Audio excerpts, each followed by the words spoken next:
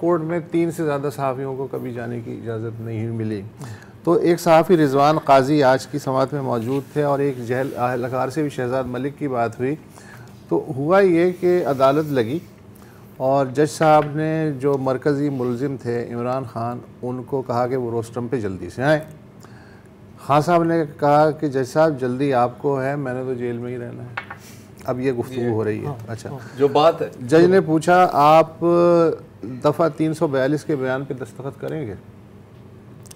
इमरान खान ने पूछा 342 क्या होता है? तो जज साहब ने कहा कि कानून के मुताबिक अदालत आपको सवालात के जवाब देने का मौका दे रही है। इमरान साहब ने कहा कि वो अपना जवाब खुद लिखना चाहते हैं।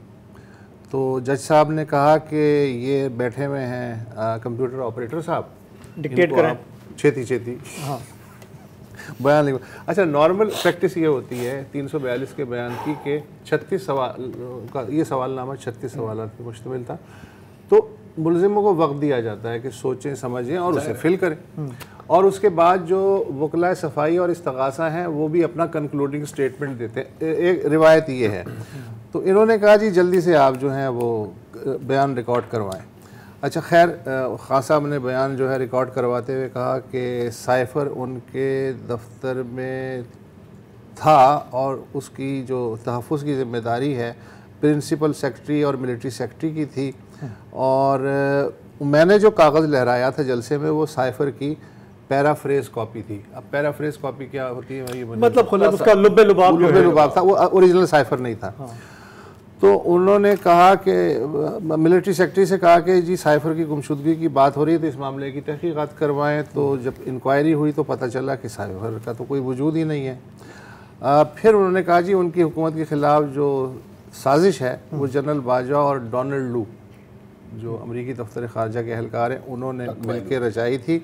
और 22 अगस्त को ऐवान सदर में मेरी जनरल बाजवा से मुलाकात हुई जिसमें जनरल बाजवा ने कहा कि साइफ़र पे बात नहीं होगी। ठीक है। अच्छा, बयान के बाद जज ने पूछा ख़ान साहब साइफ़र कहाँ है? मेरा एक सादा सा सवाल है, ये साइफ़र कहाँ है? साइफ़र कहाँ है? मैनू की खान ने कहा कि जी उन्होंने अपने बयान में लिखवा दिया है कि साइफ़र का मुझे नहीं मालूम। जज ने फिर दूसरे मुलजिम यानी शाह महमूद कुरैशी साहब को रोस्ट्रम पे बुलाया और कहा कि अदालत 10 साल कैद की सज़ा सुनाती है।